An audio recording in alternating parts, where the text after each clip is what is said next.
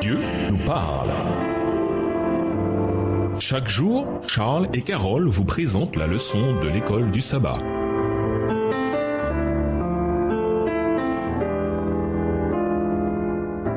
Bienvenue dans votre émission Dieu nous parle. Nous voilà au dimanche 11 septembre. La nature des villes. Les villes concentrent de nombreuses cultures, de groupes ethniques, de langues et de religions différents.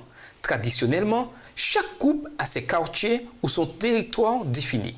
De plus en plus, toutes sortes de gens vivent à côté les uns des autres dans les régions urbaines. Cette réalité multiculturelle engendre des défis et une grande complexité, mais elle donne également de grandes opportunités pour l'Évangile. Les gens tolèrent davantage les nouvelles idées, sont plus à l'écoute des nouvelles religions que dans les contextes culturels plus traditionnels qui existent en dehors des villes.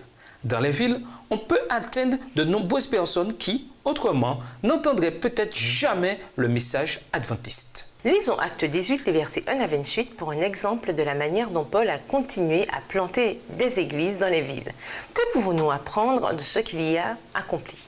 Acte 18, les versets 1 à 28. Après cela, Paul partit d'Athènes et se rendit à Corinthe. Il y trouva un juif nommé Aquilas, originaire du Pont, récemment arrivé d'Italie avec sa femme, Priscille. Parce que Claude avait ordonné à tous les juifs de sortir de Rome, il se lia avec eux. Et, comme il avait le même métier, il demeura chez eux et y travailla. Ils étaient faiseurs de tentes.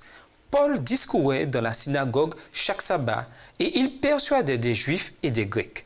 Mais quand Silas et Timothée furent arrivés de la Macédoine, il se donna tout entier à la parole, attestant aux Juifs que Jésus était le Christ. Verset 6. Les Juifs faisant alors de l'opposition et se livrant à des injures, Paul secoua ses vêtements et leur dit « Que votre sang retombe sur votre tête, j'en suis pur. Dès maintenant, j'irai vers les païens. » Et sortant de là, il entra chez un nommé Justus, homme craignant Dieu et dont la maison était contiguë à la synagogue. Cependant, Crispus, le chef de la synagogue, crut au Seigneur avec toute sa famille, et plusieurs Corinthiens qui avaient entendu Paul crurent aussi et furent baptisés.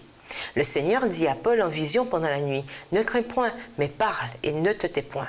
Car je suis avec toi, et personne ne mettra la main sur toi pour te faire du mal. Parle, car j'ai un peuple nombreux dans cette ville. » Verset 11. Il y demeura 1 an et 6 mois, enseignant parmi les Corinthiens la parole de Dieu. Du temps que Galion était proconsul de l'Achaïe, les Juifs se soulevèrent unanimement contre Paul et le menèrent devant le tribunal, en disant « Cet homme excite les gens à servir au Dieu d'une manière contraire à la loi. » Paul allait ouvrir la bouche lorsque Galion dit aux Juifs « S'il s'agissait de quelque injustice ou de quelque méchante action, je vous écouterai comme de raison aux Juifs. Mais il s'agit de discussions sur une parole, sur des noms et sur votre loi. Cela vous regarde. Je ne veux pas être juge de ces choses. » Verset 16. Et il les renvoya du tribunal.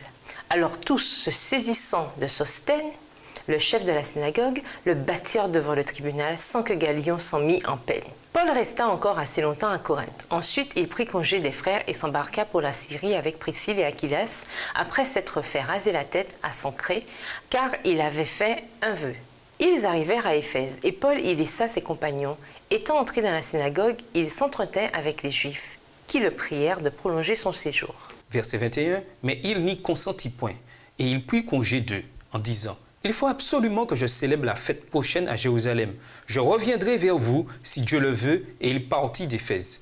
Étant débarqué à Césarée, il monta à Jérusalem et, après avoir salué l'église, il descendit à Antioche. Lorsqu'il eut passé quelque temps à Antioche, Paul se mit en route et parcourut successivement la Galatie et la Phrygie, fortifiant tous les disciples. Un juif nommé Apollos, originaire d'Alexandrie, homme éloquent et versé dans les Écritures, vint à Éphèse. Il était instruit dans la voie du Seigneur et, fervent d'esprit, il annonçait et enseignait avec exactitude ce qui concerne Jésus, bien qu'il ne connût que le baptême de Jean. Verset 26.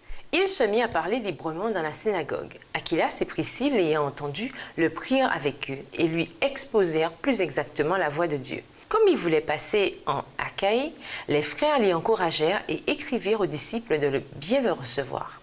Quand il fut arrivé, il se rendit, par la grâce de Dieu, très utile à ceux qui avaient cru, car il réfutait vivement les Juifs en public, démontrant par les Écritures que Jésus est le Christ. Ces centres urbains étaient des mosaïques de nombreuses langues, de nombreuses cultures et de nombreux groupes ethniques, tout comme les villes aujourd'hui. Paul trouva des gens avec qui il se lia. Il trouva des gens qui partageaient ses liens avec la foi juive, la citoyenneté romaine et la fabrication de tentes, son métier. Il se servit de ses compétences pour subvenir à ses besoins. Il vivait chez un couple. Les deux sont devenus croyants, puis eux-mêmes évangélistes. Il enseigna à la synagogue jusqu'à ce qu'on l'enchasse. Puis il démarra une église de maison chez un croyant. Il forma et conseilla suffisamment de nouveaux croyants pour qu'une fois partis, il puisse nommer des gens pour mener le groupe. Clairement, Paul comprenait son contexte multiculturel et multiconfessionnel de la ville et il était à l'aise d'y travailler, voir également 1 Corinthiens 9, les versets 20 à 23. Il savait comment s'adapter à l'environnement dans lequel il évoluait et il apprit à présenter la vérité de manière à répondre au mieux aux besoins de ceux qu'il cherchait à atteindre. Comment, en tant qu'individu et en tant qu'église locale, être mieux équipés pour nous mêler à la population afin d'atteindre les gens? Et nous vous laissons avec la question du jour. Que pouvez-vous faire pour découvrir davantage les besoins des villes les plus près de chez vous? Au revoir. Et à demain si Dieu veut. Dieu nous parle. Chaque jour, Charles et Carole vous présentent la leçon de l'école du sabbat.